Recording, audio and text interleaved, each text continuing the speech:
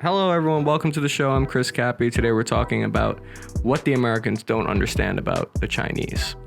Why am I talking about this? Because America, for the first time in a long time, has a rival. We have a real rival. Not like the terrorists before. They were supposed to be our rival since 2001. We were promised that they were going to stand up to us, that they were going to actually be able to oppose us. Are you kidding me? They're running around in sandals. No, we have an actual rival now. Somebody who has anti-aircraft systems that could actually, they're on par with us. And it feels great. It feels great to finally have a country out there that opposes us and somewhat actually stands a chance to fight us. So we need to understand where they come from. Why are they the way that they are? Why did the Americans come to the point of view that individuals and individual freedom is the best of all possible worlds? That's the way to go in the future. And why did the Chinese find that collectivism and communism is the best of all possible worlds? Who is right? Who's going to win? We need to look back at their history, and I want to start in the 1800s because that's when Britain flooded their country with opium, caused a huge addiction crisis, fucked them over. Seriously, they've been on the losing end of so much shit, it's not even funny. When you look at World War II, massacred. They're one of the biggest populations in the world, and yet they're getting the shit end of every stick constantly. What is that? That doesn't sound fair. So this is what I mean. This is how you start to understand how a country could come to some ideas that I think are counterproductive for them, and how it's going to be really difficult to defeat them, because this is, to use a Eastern term, this is karma. This is karma coming back, and the West is going to have to deal with, they're going to have to reckon for all the things that have been done to China. So for instance, the Opium War, which is how Britain got Hong Kong, so many of these problems come from them being screwed over.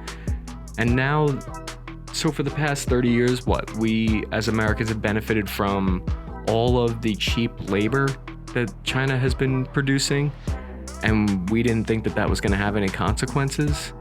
All of those consequences are coming to a reckoning now.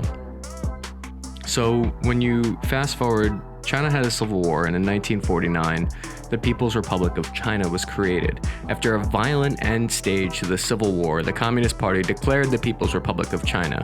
2 months later, 2 million soldiers followed Chiang Kai-shek into exile to Taiwan, where he set up a provisional government, claiming to be the legitimate ruling body of China. Communist Party chairman Mao Zedong became China's new leader in 1949. So we see where the modern conflict with Taiwan comes from, because that's where their country of Taiwan went to. This campaign by Chairman Mao to transform the agricultural base of China's society into an industrial one imposed a commune system that organized peasants and forbade private farming. The plan failed to produce the necessary yield. Famine followed, leading to 56 million deaths and another 3 million caused by suicide. So, listen, I understand. In order to make an omelet, you got to break a few eggs, okay? There's a big vision here that the Chairman Mao wants to achieve. So what if 56 million people need to die to achieve it? This is what happens when communism goes wrong. Later, we'll see what happens when communism goes right. So the Cultural Revolution followed. It was a campaign initiated by Chairman Mao to erase capitalist and traditional Chinese influences of the People's Republic and introduce philosophy of Maoism to fill the ideological gaps. Schools were closed, Chinese youth directed to take the lead in change, resulting in youth gangs known as Red Guards attacking undesirable citizens.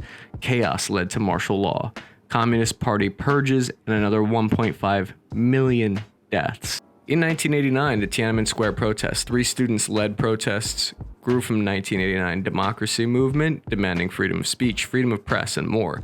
They gained worldwide attention when the government violently cracked down on the protesters and images of tanks rolling into student-inspired universal condemnation. At least 300 died in the protest. So here's what Americans don't understand about the Chinese, is that they're coming from this background of millions and millions of people died not that long ago. The Americans think of the 60s as groovy, party, love.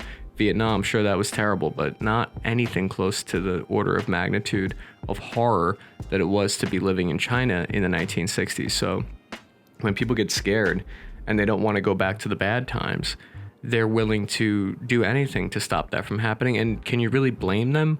I mean, they're terrified of going back to millions of people dying, to famine, to starvation. So they don't have luxuries of the Chinese government is saying, we'll protect you, we'll keep you safe, but you have to forego things like freedom of speech, because freedom of speech and freedom of press could lead us back to the bad times. And everyone is just terrified of going back to millions of people dying. And so since that 1989 Tiananmen Square protest, what's really changed is that China has figured out a way to leverage the best of all possible worlds.